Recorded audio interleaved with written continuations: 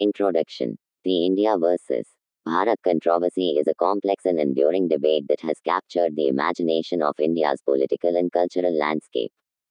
At its core, this debate revolves around a seemingly straightforward question: what should the country officially be called?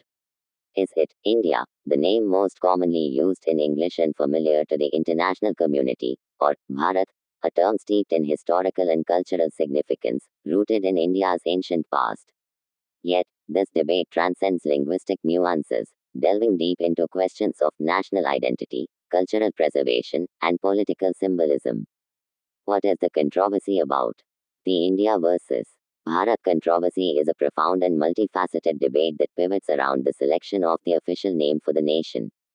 India, the widely recognized English name, contrasts with Bharat, the Hindi and Sanskrit nomenclature infused with historical and cultural resonance. Proponents of Bharat champion the cause of preserving India's indigenous heritage, advocating for a return to the roots of its ancient civilization. Conversely, those in favor of India assert the significance of international recognition and inclusive identity, positioning the country on the global stage. This debate is not merely an issue of nomenclature but rather a profound exploration of national identity in the preservation of cultural heritage. Beginning of the controversy. The roots of the India versus Bharat controversy trace back to the period of India's struggle for independence from British colonial rule in the early to mid 20th century. During this pivotal time, political leaders and visionaries were not only fighting for political sovereignty but also contemplating the future identity of the newly emerging nation. The term India was firmly established as the name of the country during the British colonial era. It was the English name used by the colonial administration, and it carried with it the legacy of British rule. However, as the independence movement gained momentum, there was a growing sentiment among Indian leaders that the country should revert to its historic and indigenous name, Bharat. The name, Bharat, has ancient roots in Indian culture and history, tracing its origins to classical Sanskrit texts.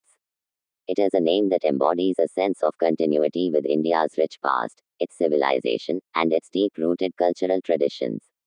Advocates for Bharat argued that adopting this name would symbolize a break from the colonial past and a return to India's authentic heritage. Conversely, proponents of the name India argued for its continued use. They contended that India was already internationally recognized, and changing it might create confusion on the global stage. Furthermore, they stressed the importance of linguistic diversity within India, where Bharat is primarily associated with Hindi, and not all citizens identify with this linguistic tradition. The debates over the name continued as the country approached independence, ultimately leading to the inclusion of both India and Bharat in Article 1 of the Indian Constitution. This constitutional compromise acknowledged the importance of both names but did not definitively settle the matter. Instead, it set the stage for an enduring and multifaceted controversy that would persist through the decades, shaping discussions about national identity, linguistic diversity, and cultural preservation in India. Bharat. In the G20 summit, the India versus Bharat controversy also found its way onto the international stage, most notably during India's participation in the G20 summit. The G20, a group of major economies, brings together leaders from around the world to discuss global economic and financial issues. India, as one of the G20 member nations, faced a unique challenge regarding nomenclature during these international gatherings. At international forums like the G20 summit, English is often the dominant language of communication. As a result, the official name used for India in such settings has historically been India. However, this posed a dilemma for those who advocated for the use of Bharat within the country's borders. The use of India at international events symbolized the country's global identity and recognition, while Bharat represented the call to preserve its cultural and historical heritage. This created a tension between the need for international coherence and the desire to uphold indigenous linguistic and cultural values. To navigate this complex terrain, Indian delegations at the G20 summit and similar international forums adopted a pragmatic approach. They continued to use India as the official name in international settings to maintain consistency and clarity. However, this practice did not resolve the domestic debate over the use of Bharat and continued to be a point of contention within India. The dual nomenclature challenge faced by India at the G20 summit underscored the intricacies of balancing international recognition with the preservation of cultural identity, a tension that continues to shape the broader India versus Bharat controversy on the national and global stage. Political references. Within the India versus Bharat controversy, political forces play a significant role, lending it both depth and dynamism. Different political parties and leaders hold varying positions on this matter, using it as a platform to appeal to their constituents. Some advocate for the formal adoption of Bharat in official documents, asserting their commitment to cultural preservation. Conversely, others argue that India should remain the primary name, emphasizing their dedication to international engagement and global identity. As a result, this debate becomes a fertile ground for political maneuvering and a mirror reflecting the diversity of India's political landscape. Article 1 of India's Constitution. Article 1 of the Indian Constitution represents a crucial reference point in the controversy. It defines India as a union of states and incorporates both India and Bharat in its text. This constitutional nuance mirrors the framers' intent to harmonize linguistic and cultural diversity with a cohesive national identity. It underscores the delicate balance that India seeks between its rich tapestry of languages and cultures and the need for a unified national vision, further complicating the debate. Criticism. Critics of the name change bring a valuable perspective into the discourse. They express concerns that altering the country's name could inadvertently lead to linguistic and cultural exclusion in a nation celebrated for its diversity. They caution against viewing the name change as a mere political maneuver, emphasizing the importance of preserving heritage in a way that is both practical and inclusive. The critical voices within the debate underscore the delicate equilibrium that India must maintain to navigate the intricacies of a rapidly globalizing world. How to change the name of a country? The process of changing the name of a country is a multifaceted endeavor that encompasses legal, political, and administrative dimensions. Typically, it necessitates a constitutional amendment or a legislative act to officially effect the change. Crucially, this process demands robust public debate, consensus building, and diplomacy, as it often grapples with emotionally charged issues related to identity, history, and cultural heritage. The practicality of implementation and international implications further complicate this procedure, making it a formidable undertaking.